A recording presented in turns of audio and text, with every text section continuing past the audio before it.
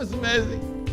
You can be wrong, and use religious jargon to cover your wrong. I call it religious arrogance. It's amazing that he felt free to say that. You and your mother are conspiring to deceive your father and your brother, and you're using spiritual terms.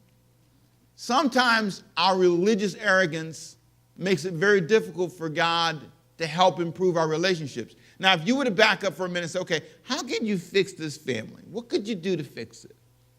They got a lot of problems. Favoritism, manipulation, strife, impatience. They're using, okay, what if we're going to bring a revival to this family and fix it, all these negative imperfections, what must we do? Well, the first thing we have to do is have a meeting with mom and dad.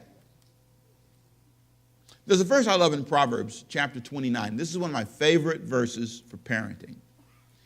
If a child is corrected, verse 15 says, Proverbs 29:15, he becomes wise.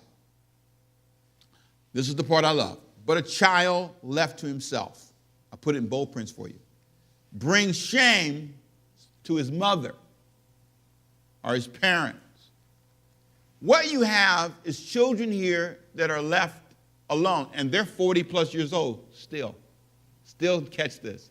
The parents at 40 are still being destructive. These are not little boys. This parenting stuff has gone on for years, and the parents never, ever, ever face the fact that they were somehow a part of it. Verse 17 says, if you train your children, they will give you peace. They will bring delight to you.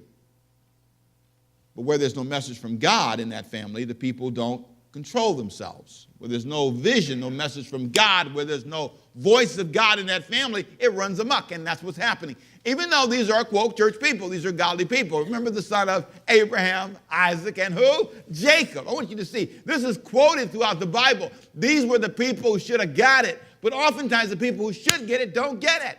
And the relationship sometimes among Christians can be just as difficult as those that are among non-Christians. It's so amazing. Isaac never, ever seemed to rein in his children.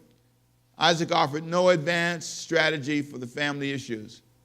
He didn't sit down and say, all right, you guys are 40 years old, and I am, maybe it's been a while since maybe I should have saw this, but listen.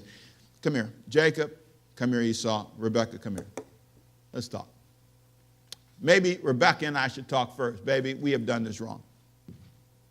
The relationship tension in this family started with them, but was never ended by them.